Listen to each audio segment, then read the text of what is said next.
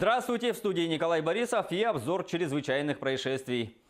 Следственный комитет возбудил уголовное дело о массовом отравлении жителей Усть-Алданского района. Напомним, 3-4 августа в Центральную районную больницу за медицинской помощью обратились 10 жителей, в том числе 3 несовершеннолетних, среди которых 2 малолетних детей. Из показаний пострадавших следует, что все они перед обращением за медицинской помощью употребляли в пищу консервированную продукцию сайра.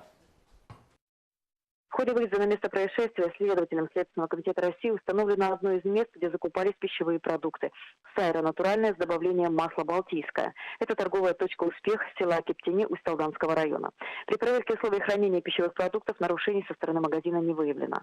Согласно товарной накладной, консервы сайра закупались 21 июля текущего года в Мекино-Кангаласском районе республики в магазине «УМИД». В настоящее время в данных торговых точках консервированный продукт изъят, взяты пробы пищевой продукции, которые направлены на микробиологическое исследование в Центре гигиены и эпидемиологии в Республике Саха-Якутия в городе Якутск. Управлением Роспотребнадзора по республике проводятся мероприятия по розыску и снятию с реализации данной партии консервов.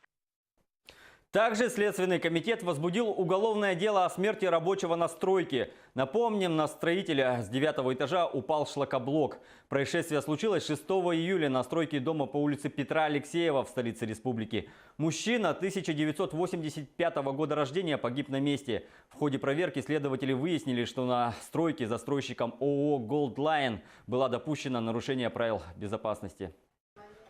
2 года в колонии вместо 6 месяцев исправительных работ. Ранее 26-летний житель Якутска получил наказание за неуплату алиментов в виде работ с удержанием 5% из зарплаты, но для трудоустройства не явился. Уважительных причин о выходе на работу не предоставил, а также просто не являлся на регистрацию в инспекцию.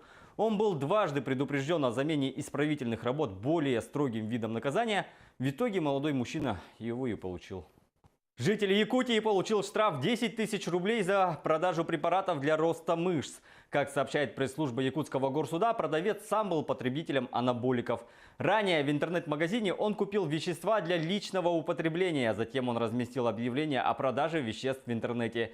На объявление отреагировал сотрудник МВД, который сообщил ему через СМС, что сбыт анаболических стероидов в России, в общем-то, запрещен. Мужчина проигнорировал предупреждение и сбыл емкость с анаболиками. В суде мужчина признал вину. Суд назначил подсудимому штраф в 10 тысяч рублей.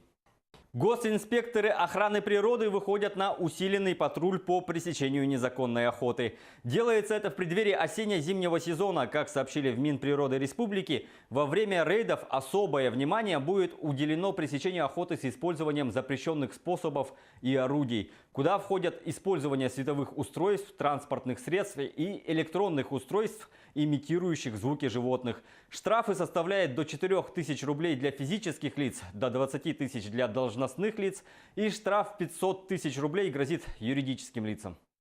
Сегодня ГИБДД и волонтеры выйдут на рейд по выявлению пьяных водителей в Мирном. Как сообщили в администрации города, акция проводится в целях восстановления навыков, связанных с безопасным поведением водителей и пешеходов в местах постоянного жительства.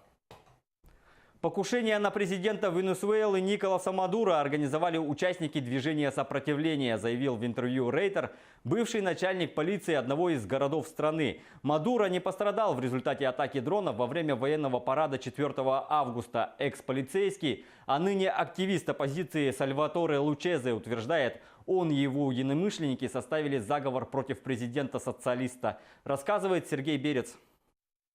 Неудавшееся покушение на венесуэльского лидера Николаса Мадуро – результат заговора с целью отстранения его от власти, заявил в интервью Рейтер экс-начальник полиции города Сан-Диего Сальваторе Лучезе.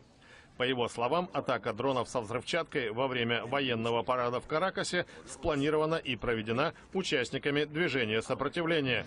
Рейтер не располагает независимым подтверждением высказываний Лучезе. Это не было репетицией. Перед нами стояла цель, но в тот момент нам не удалось реализовать ее на 100%. Тем не менее, мы рассматриваем акцию как успех. Мадуро и находившиеся с ним на трибуне лица не пострадали. Ранения получили 7 военных. Движение сопротивления, о котором говорил Лучезе, это разрозненные группы активистов, организаторов уличных акций протеста, студенческих вожаков, бывших военных, некоторых оппозиционных политиков. y nunca hemos visto un dictador salir por la vía pacífica. Диктаторы никогда не уходят мирно. Публично заявляю от лица венесуэльского сопротивления. Николас Мадуро и его приближенные остаются мишенями для нас. Власти арестовали полдюжины подозреваемых в причастности к попытке покушения. Ответственность за нее взяла также подпольная группировка «Солдаты в футболках». Собеседник Рейтер не ответил на вопрос о связи с ней. Лучезе дал интервью в Боготе, столице Колумбии. В бытность начальником полиции он отказался выполнить приказ о разгоне антиправительственных протестов в своем городе. За это подвергся аресту и тюремному заключению. На свободу вышел в 2015-м и уже год живет в эмиграции. На этом пока все. Берегите себя.